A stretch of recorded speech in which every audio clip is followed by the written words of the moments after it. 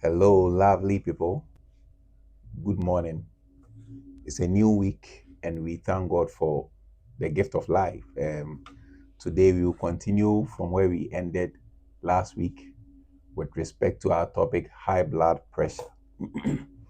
This week, we are going to deal with the types, okay, of the high blood pressure. I made you understood last week that we have two categories. We have the primary hypertension and secondary hypertension.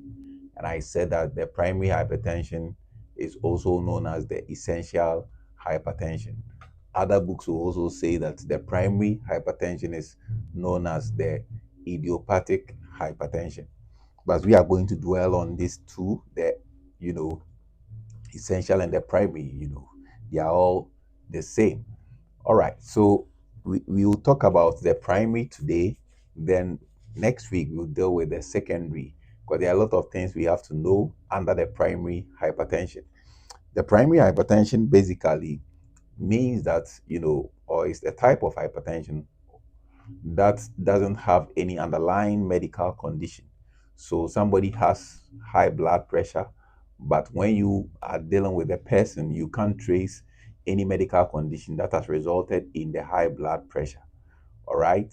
And according to WHO, among the adults who have high blood pressure, 90 to 95% of them have primary hypertension. Okay, so what will lead to primary hypertension if there is no underlying medical conditions or condition leading to the high blood pressure? Then what actually will lead to primary hypertension? So we have genetic predisposition. All right, so you can say family history, your bloodline. We also have aging. When somebody is aging, can also develop primary hypertension. We have diet. Okay, some diets can also lead to primary hypertension. All right, then we have what we call physical inactivity. Okay, so physical inactivity can also lead to primary hypertension. Then we have obesity.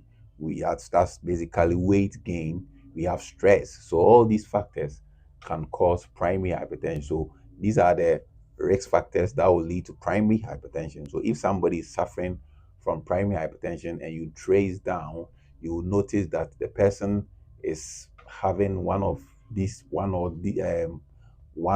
factors. Okay, maybe two of them, maybe three of them.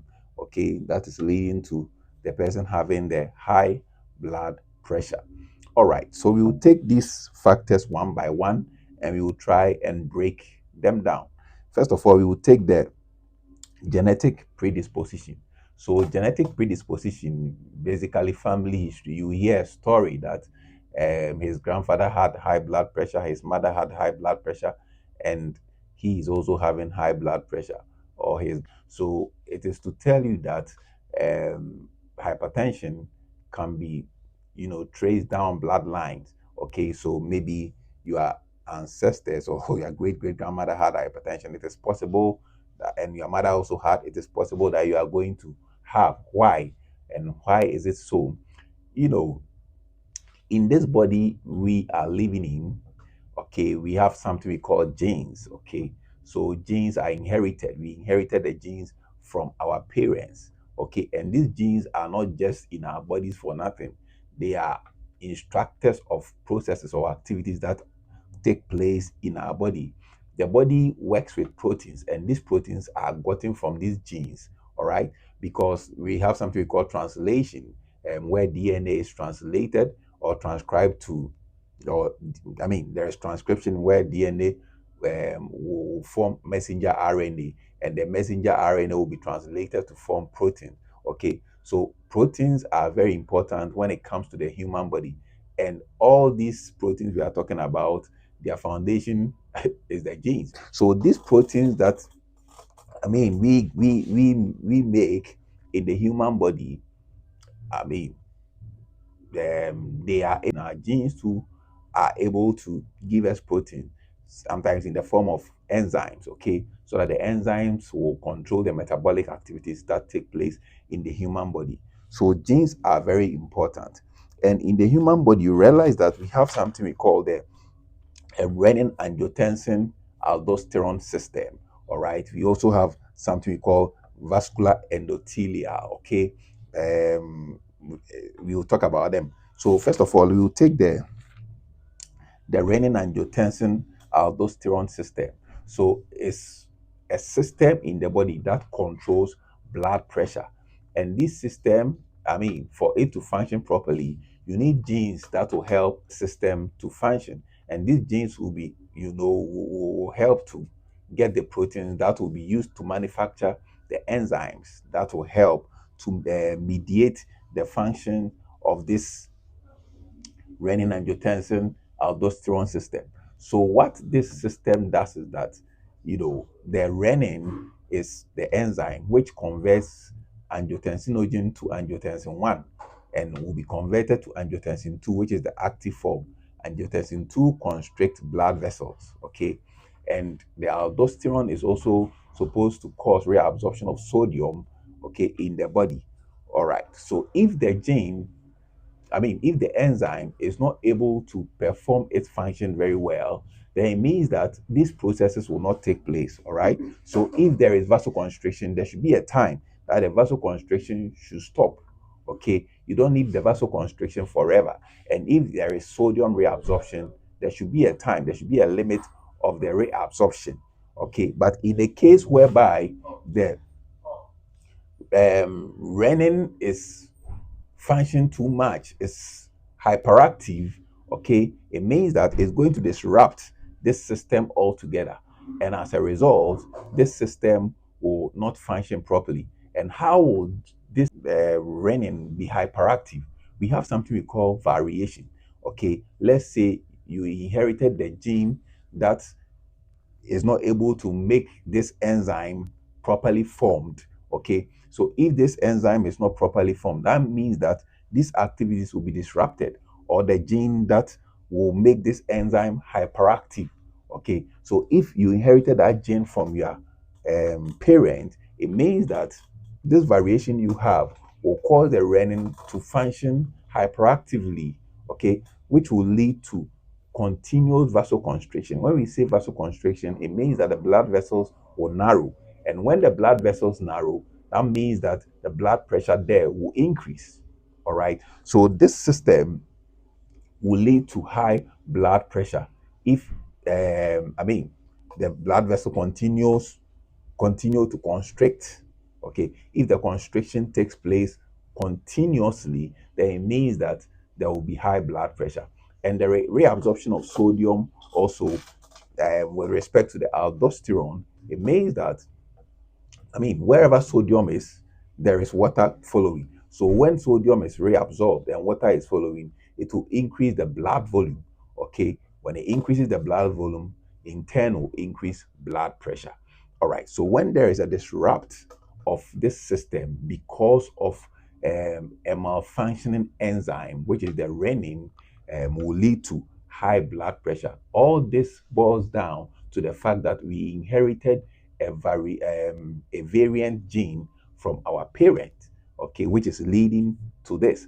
You don't need to inherit one variant gene, or let's say one gene which is not the normal gene, to experience this. You need to inherit different abnormal genes. So we call it polygenic influence. So you need to inherit different abnormal genes to experience such issues which can lead to high blood pressure. Another one is the vascular endothelial dysfunction. So the blood vessels have what we call the endothelium. Okay, the endothelium makes the blood vessel and gives it the ability to be flexible, okay, to be able to constrict and to relax or dilate. All right, but the endothelium produces what we call nitric oxide.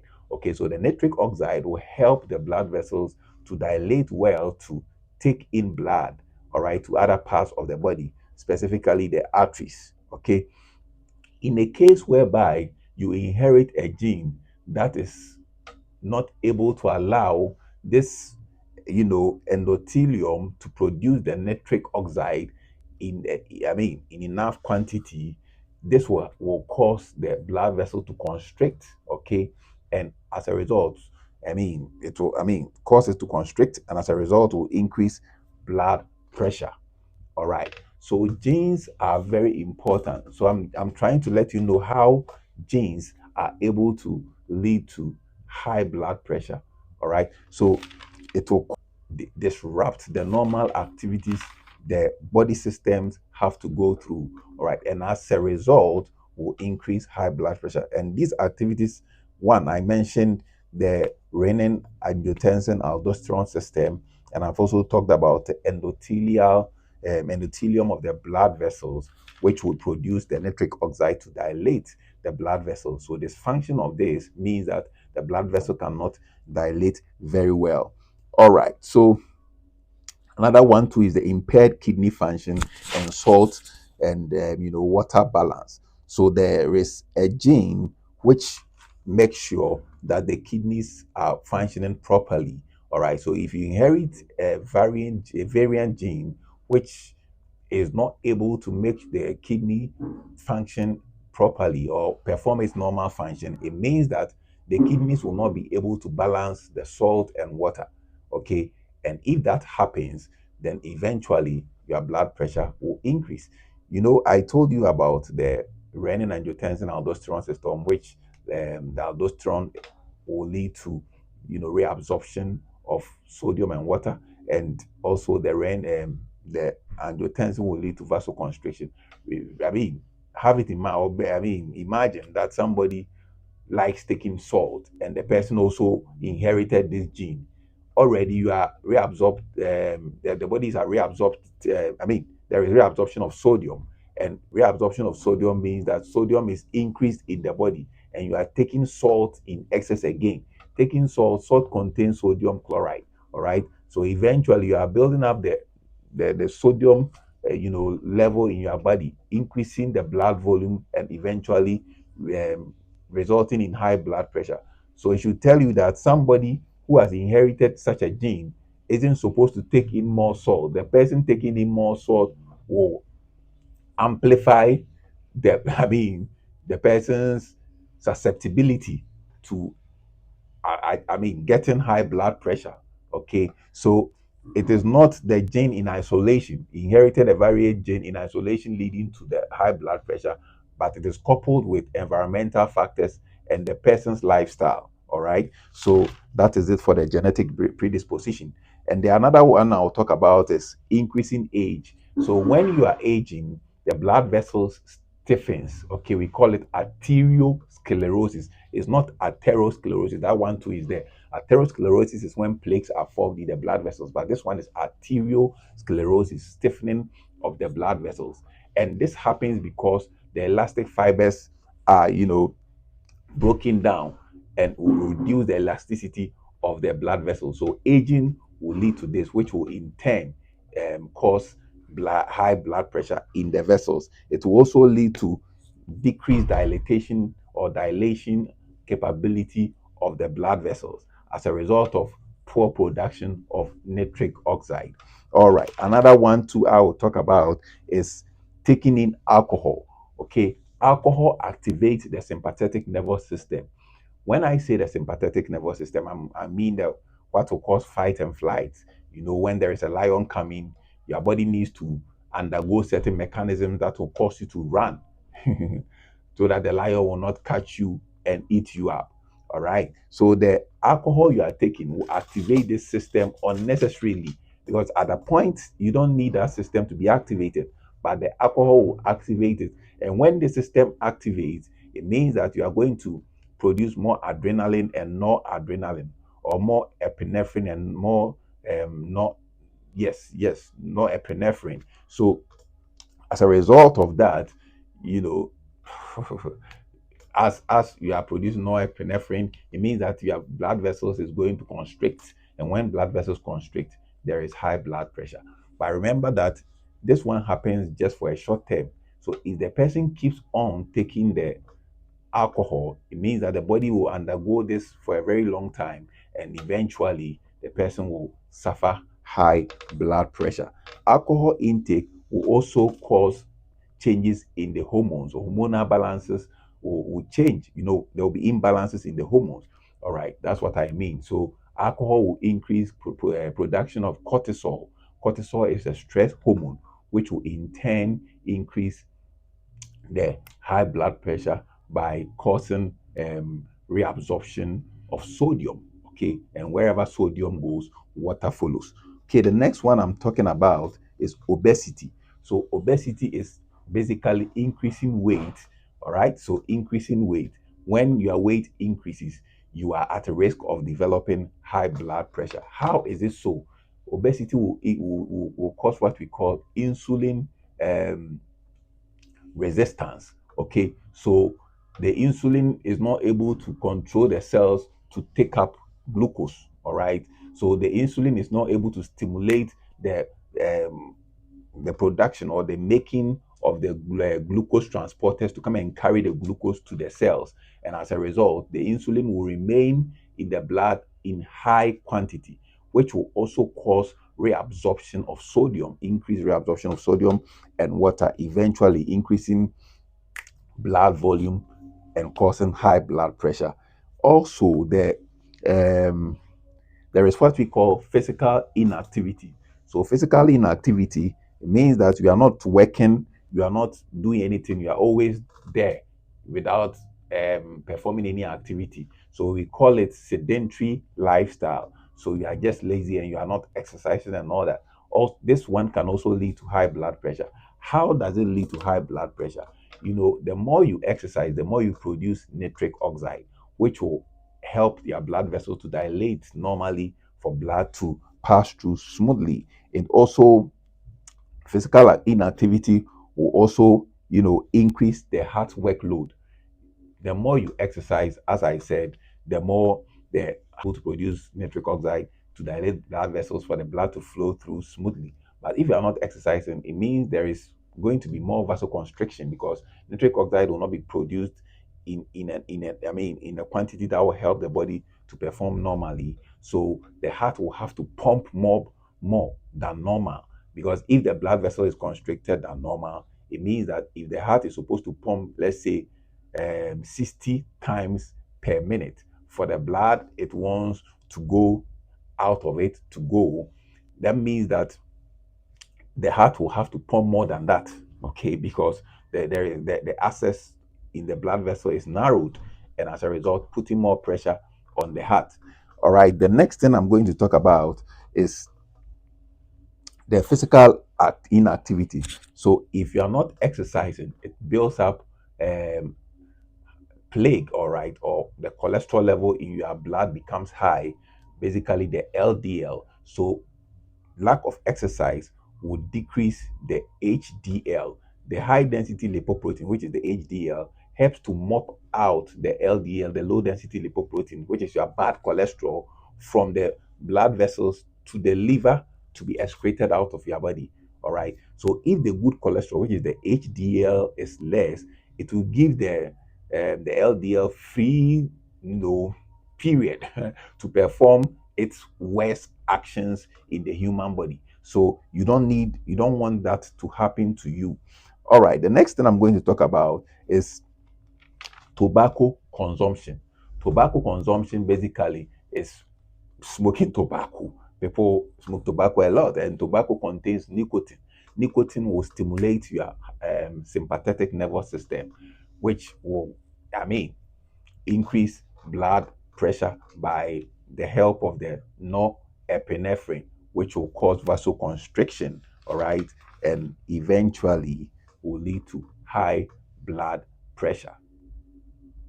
Okay, so um, the next one I'm going to talk about is stress. Stress too can lead to high blood pressure, and stress basically is from the stress hormone, which is the cortisol, and the acute stress too from the sympathetic nervous system, which will produce the norepinephrine or noradrenaline, which in turn will increase the blood pressure by causing vasoconstriction. So continuous stress can also lead to high blood pressure. The next one, but I think the last one I'm talking about, I've taken more of your time today, forgive me, is a lot.